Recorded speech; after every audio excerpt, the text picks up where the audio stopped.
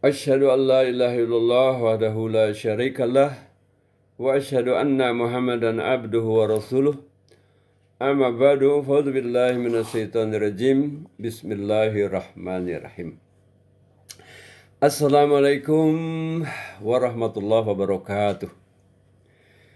Dalam pembahasan sebelumnya telah dinukil firman Allah SWT dalam surah Al-Baqarah tentang landasan atau cara-cara beramal soleh, yakni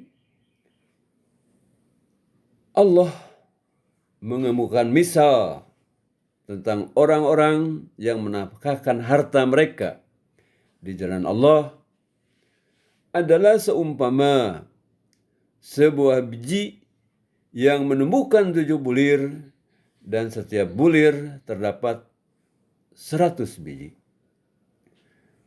Dan Allah melipat gandakan hartanya bagi siapa yang dikehendakinya, dan Allah maha luas pemberiannya, maha mengetahui. Telah dijelaskan bahwa pembelanjaan yang berlipat ganda itu adalah harta mereka sendiri, dan dibelanjakannya di jalan Allah dan untuk mencari keridhaan Allah SWT. Maka dikatakan di sini akan dilipat gandakan dari 1 menjadi 7, menjadi 70, bahkan menjadi 700. Telah dijelaskan pula bahwa pelipat gandaan ini tidak selalu dalam bentuk materi yang sama, benda yang sama. Karena itu di sini dikatakan bahwa Allah melipat gandakannya bagi siapa yang dikehendakinya. Tidak setiap orang yang membelanjakan harta di jalan Allah Ta'ala akan berlipat ganda bagaikan suatu riba. Tidak seperti itu. Lalu dikatakan alladzina yunfikuna amwalahum fi sabilillahi, bahwa orang-orang yang menafkahkan harta mereka di jalan Allah, summa la yuttabi'una ma anfaqu manna wala adha, lalu mereka tidak mengiringi apa yang dibelanjakan mereka dengan menyebut-nyebut perbuatan baiknya dan tidak pula menyakiti, maka bagi mereka ada ganjaran mereka di sisi Rabb Tuhan mereka. Tidak ada ketakutan pada diri mereka dan tidak pula mereka berduka cita. Bahwa dikatakan bahwa tiap-tiap perbuatan baik dapat disalahgunakan, dapat dan penyalahan gunaan pembelian harta jalan Allah Ta'ala ialah dengan menyertainya dengan man, yaitu dengan sikap sombong, sikap pamer, ataupun dengan mengikutinya dengan memberi tapi diiringi dengan hujatan atau kata-kata yang tidak mengenakan. Selanjutnya Allah telah berfirman, qaulun ma'rufun wa maghfiratun khairun min shadaqatin yatba'uha adzan wallahu ghaniyyun halim.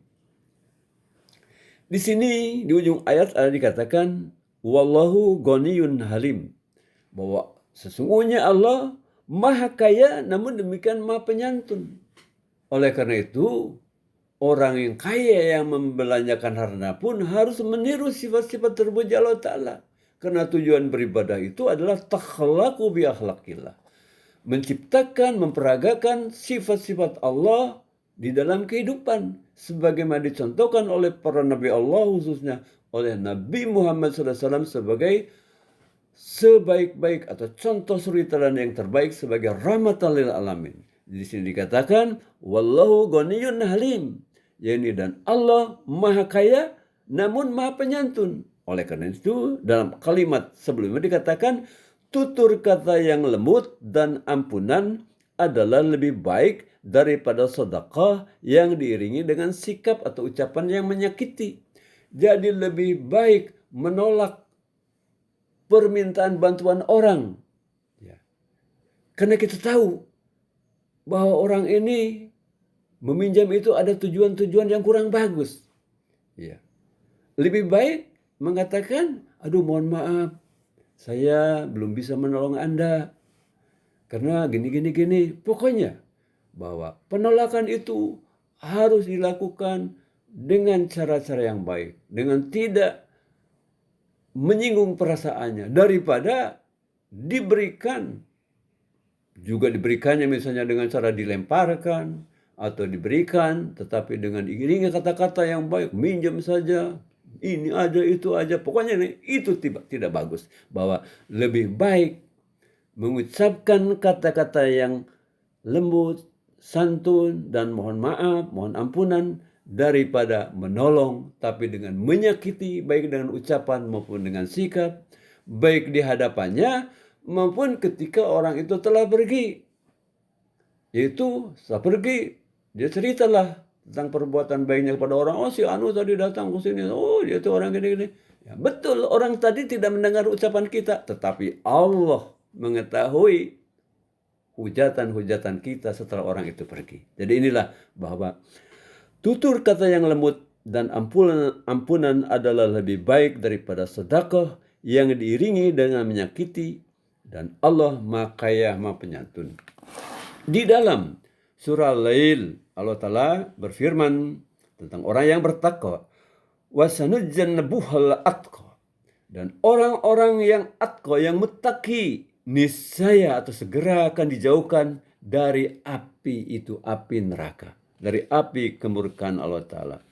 Alladzi yu'ti malahu yatazakka, yaitu mereka atau ia yang memberikan hartanya untuk apa? Untuk tujuan pensucian diri, bukan untuk pamer, untuk pensucian dirinya, supaya kelemahan-kelemahan akhlak rohani pada dirinya semakin berkurang, akhirnya lenyap, hingga menjadi dalam pandangan Allah Ta'ala dia menjadi orang-orang yang betul mensucikan dirinya atau dirinya menjadi suci. Wa ma li ahadin indahu min nikmatin tujja, bahwa pemberian itu, katanya, dia memberikan bantuan itu bukan karena menanam budi, bukan karena menanam budi kepada siapapun yang harus dibalas. Saya berbuat baik, mudah-mudahan dibalas, atau mudah-mudahan dia mengucapkan terima kasih, jazakumullah. Jadi tidak mengharapkan. Nah, itulah jadi orang yang ingin mengharapkan balasan itu pada tingkat akhlak yang paling bawah, yaitu adil. Innallaha, sesungguhnya Allah menyuruh kalian berlaku adil, ihsan, dan isaidil kurba. Jadi dia bukan memberikan bantuan karena menanam budi kepada siapapun yang harus dibalas, termasuk mengharapkan ucapan terima kasih. Illa bizigha'a wajhi rabbihil a'la, melainkan semata-mata mencari wajahnya, mencari keridhaan Allah, mencari pengampunan Allah Ta'ala yang maha luhur.